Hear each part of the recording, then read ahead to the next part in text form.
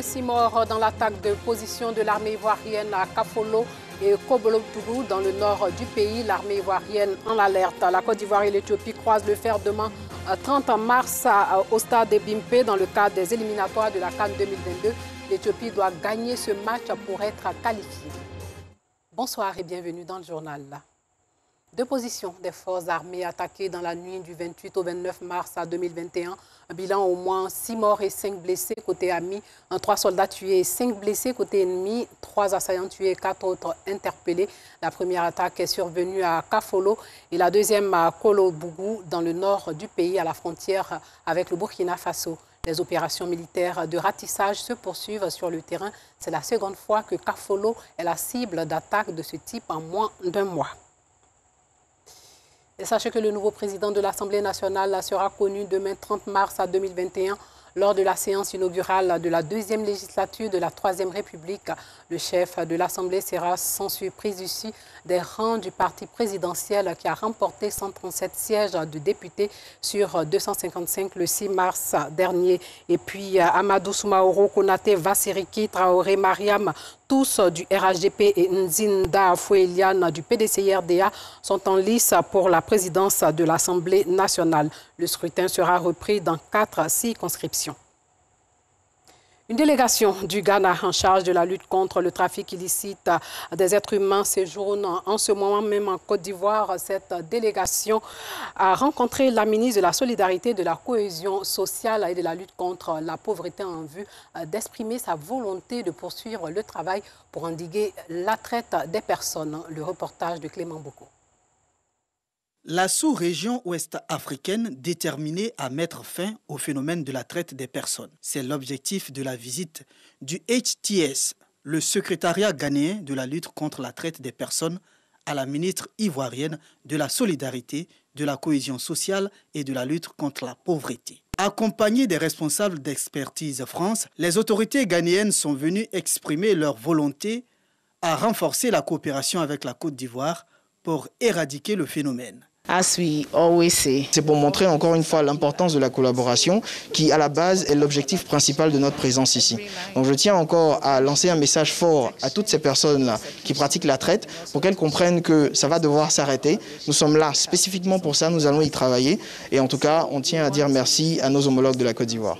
Selon le CNLTP, le Comité national de lutte contre la traite des personnes, 1193 victimes de traite ont été secourues, 84 individus interpellés, dont 40 ont été condamnés pour traite d'êtres humains entre 2019 et 2020. Autant dire que le phénomène demeure préoccupant malgré les efforts des gouvernements. Alors, pour la ministre Maria Toukouné, le renforcement de la coopération sous-régionale en la matière est à encourager. Nous constatons que la question de la lutte contre la traite des personnes est prise à un niveau vraiment très élevé. C'est une question prioritaire pour l'État de Côte d'Ivoire et nous voyons tous les jours les arrestations. Et l'objet de la rencontre, c'est de renforcer le cadre de collaboration, renforcer le système de coordination à l'intérieur du pays, mais également entre les différents pays en matière de lutte contre la traite des personnes. Une fois leur volonté exprimée, les différentes parties se sont mises au travail. Une table ronde est tout de suite organisée entre Expertise France, le HTS et le Comité national de lutte contre la traite des personnes. Ils vont pendant 2 jours réfléchir sur les questions essentielles telles que les enquêtes conjointes et la mise en place d'une plateforme entre les agents de sécurité. Abdourahmane Cissé, ex-ministre du pétrole, a été nommé aujourd'hui par décret secrétaire général de la présidence de la République. Il remplace à ce poste Patrick Hachi. Le nouveau Premier ministre, cet autre technocrate, est appelé à travailler avec l'EPM. Ils vont devoir préparer ensemble les réunions du Conseil des ministres lors de rencontres régulières au cours desquelles les principaux dossiers sont abordés. Antoine Bassa nous dresse le portrait du nouveau secrétaire général de la présidence de la République. Du ministère du pétrole, de l'énergie et des énergies renouvelables au secrétariat général de la présidence. Du haut de ses 39 ans, Abdourahmane Cissé vient d'être nommé ministre, secrétaire général de la présidence de la République, en remplacement de Patrick Hachi, nommé Premier ministre, chef du gouvernement. Dans un communiqué diffusé sur sa page officielle, le nouveau secrétaire général dédie sa nomination aux jeunes. Je voudrais remercier et exprimer ma gratitude au président de la République, son Excellence M. Alassane Ouattara, pour la confiance placée en moi ainsi qu'en tous les jeunes, en me nommant ministre, secrétaire général de la présidence de la République. Mais qui est l'homme? Né le 6 août 1981 dans la commune populaire de Treichville, Abdourahmane Cissé a fait ses classes primaires et secondaires en Côte d'Ivoire. Puis produit de l'école publique ivoirienne, il obtient en 1999, à l'âge de 18 ans, le bac C au lycée moderne de Grand Bassam avec la mention bien. Fils d'ouvrier, le jeune bachelier s'envole pour la France, où il intègre en 2001, à la suite d'un concours, l'école polytechnique française. En 2005, après ses études, Abdourahmane Cissé intègre le monde de la finance internationale. Après avoir occupé quelques postes importants dans certaines structures, le polytechnicien rejoint son pays, la Côte d'Ivoire, en 2011, répondant à l'appel du président de la République Alassane Ouattara. L'ascension est fulgurante. En juillet 2012, il est nommé conseiller spécial à la présidence en charge des finances publiques, avant de devenir le chef de cabinet de la ministre de l'économie et des finances d'alors en janvier 2013. La même année, Abdourahmane Cissé a nommé ministre auprès du Premier ministre chargé du budget, puis ministre du budget et du portefeuille de l'État de 2013 à 2017. Le 10 décembre 2018, l'ingénieur de formation retrouve le ministère du pétrole, de l'énergie et des énergies renouvelables. Titulaire d'un master en économie et gestion des ressources pétrolières, la nomination du ministre Abdourahmane Cissé est vue comme l'expression de la volonté du président de la République de passer le flambeau à une jeune génération. Un fonds remis à 8 femmes dans le cadre de la lutte contre la pauvreté et l'autonomisation de la femme, ce don de l'ONG Femmes d'Exploit Inter vient en appui à ces femmes issues de couches défavorisées. Le reportage de Joël Gossé. Elles sont 8 femmes venues des différentes communes du district d'Abidjan à avoir reçu un fonds d'appui de la part de l'ONG Femmes d'Exploit Inter. Ce geste vise à promouvoir l'autonomisation de ces femmes. Bon, il faut dire que je peux présenter l'ONG comme une ONG qui se bat pour la promotion et la valorisation des femmes.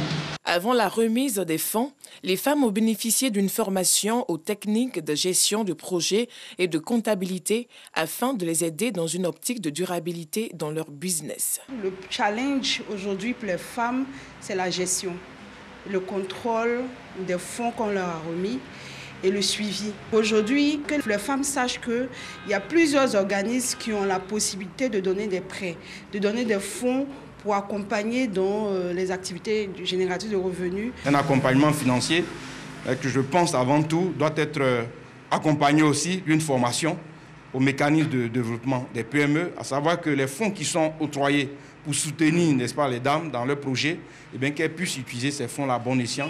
Les bénéficiaires ont réitéré leurs remerciements à l'endroit de l'ONG Femmes d'Exploit Inter.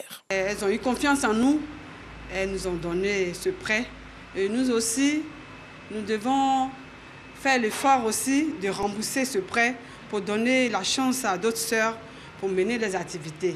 Ça me fait beaucoup plaisir parce qu'ils ont eu confiance en nous. C'est un grand merci et que le Seigneur les bénisse pour qu'en retour, tout le monde puisse bénéficier de ce qu'ils ont fait aujourd'hui.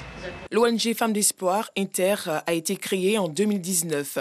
Ce sont plus de 150 femmes qui ont reçu des fonds de soutien et 350 femmes qui ont été formées en comptabilité simplifiée et en entrepreneuriat. Nous, consommateurs, détenons un pouvoir par les choix de produits et services que nous faisons, ainsi que par la manière dont nous les utilisons et les éliminons. Mais ce pouvoir s'exprime également par notre capacité à influencer le système dans son ensemble, depuis la production et la fabrication jusqu'à l'emballage et l'élimination, en exigeant bien entendu davantage de la part des chaînes d'approvisionnement et en réclamant des produits et services plus durables. Orienter les consommateurs vers des produits et des services durables, mais aussi faire en sorte qu'ils puissent faire ce choix en s'assurant que l'infrastructure et la diversité de l'offre soient présentes. La Journée mondiale des droits des consommateurs a été célébrée tous les 15 mars, a été célébrée cette année le 28 mars, c'est-à-dire hier en Côte d'Ivoire, en raison des obsèques du Premier ministre Ahmed Bakayoko. Joël Gossé. Moment spécial, mesure spéciale, chant de fanfare pour la célébration de la Journée mondiale des consommateurs dans l'enceinte de la Bibliothèque nationale au Plateau.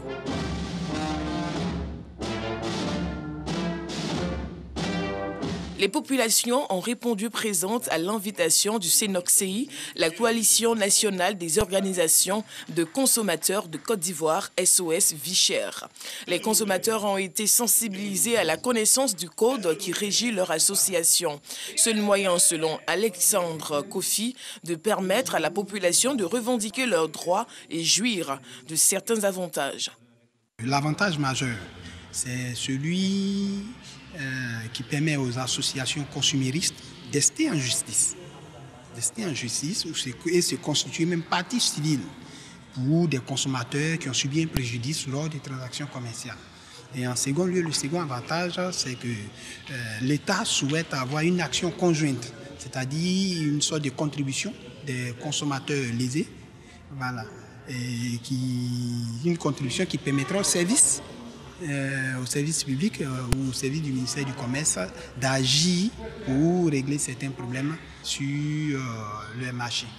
Le Fonds d'entretien routier a également entretenu l'Assemblée sur les surcharges des camions qui sont les premiers facteurs de dégradation des routes, tout en mettant en lumière les avantages des consommateurs sur la mise en œuvre du règlement 14 de l'UEMOA. Notre combat actuel est de lutter pour que, au niveau des surcharges, les consommateurs qui dépensent en termes de contribuables pour la réalisation de la route puissent vraiment sentir que la durée de vie de nos routes est vraiment consistante et que la durée prévue pour la réalisation des routes puisse être la durée réelle que nos routes ont, parce que c'est la surcharge qui écoute la durée de vie de ces routes-là. Par ailleurs, le président de la Fédération ivoirienne des consommateurs, Soumaro Ben Fali, attire l'attention des députés nouvellement élus sur l'intérêt d'une collaboration efficace avec les associations des consommateurs. À partir du 15 avril, nous allons passer à 15% de tolérance des surcharges. C'est un message à l'endroit des futurs ministres et les futurs députés. Aux députés, je leur demande d'être des députés du peuple, par le peuple, pour le peuple. Tous les projets de loi qu'ils reçoivent, qu'ils consultent ceux qui les ont envoyés pour aller les représenter. Les consommateurs que nous sommes, les citoyens que nous sommes mis devant des faits accomplis, des projets de loi votés par nos représentants qui ne nous consultent pas et qui ne nous informent pas. Alors que si nous sommes consultés, on a notre point de vue à donner, il y a certaines situations qu'on peut éviter. La journée mondiale des consommateurs, célébrée tous les 15 mars, a été reportée cette année suite au décès du Premier ministre Ahmed Bakayoko. La coalition des consommateurs, créée en 2020, regroupe en son sein 8 fêtières du secteur de la consommation. Le rideau vient de tomber sur la 3e édition du concours Miss Noire et Belle, une plateforme de valorisation de la promotion de la femme au teint noir. Ce concours a mis en compétition 14 candidates, une initiative de la web humoriste et chroniqueuse Priscilla Descameuse, Noussangaré et Maïsako. 14 candidates pour une couronne. Ces femmes ont en partage la couleur de leur teint, le noir, qu'elles ont décidé d'assumer fièrement. Nous sommes à la 3e édition du concours Belle et Noire. Au menu, 3 défilés dans diverses tenues pour mettre en exergue ce qu'elles ont de plus beau.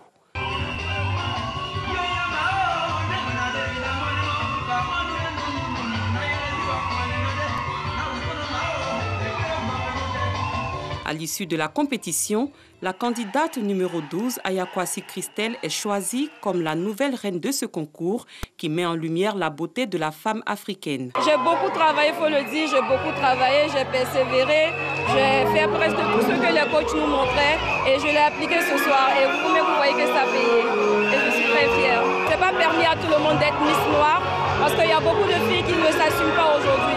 Et moi, à travers cette élection, je veux montrer à certaines filles qu'il faut se valoriser, il faut s'aimer comme on est pour emmener les autres à nous aimer. Véritable plateforme d'échange, de valorisation et de promotion de la femme au teint noir, le concours Miss Belle et Noire est une initiative de la web humoriste et chroniqueuse télé Priscilla Descameuse. Le teint, notre fierté, notre culture en tant qu'Africain, parce que quand on est Africain, on ne naît pas avec la teinte d'un autre continent. On est noir. Et donc mon teint, ma santé, parce qu'aujourd'hui, avec tout ce qu'il y a, tout ce que la dépigmentation cause, il est important de rappeler à nos sœurs que c'est dangereux pour la santé. Aya Christelle, la nouvelle reine du concours Miss Belle et Noire, âgée de 30 ans, est étudiante en première année à l'INFAS.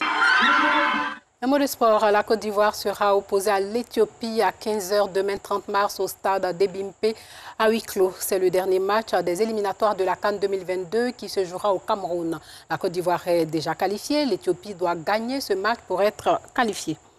Et pour finir, sachez que le procès du policier blanc accusé du meurtre de George Floyd est entré aujourd'hui dans le vif du sujet avec la présentation des deux versions irréconciliables de ce drame qui a profondément secoué l'Amérique. L'accusation a montré au jury une vidéo du drame filmée par une passante. Et avant l'audience, l'avocat de la famille de George Floyd a souligné la dimension historique de ce procès. Voilà, c'est tout pour ce soir. Portez-vous bien.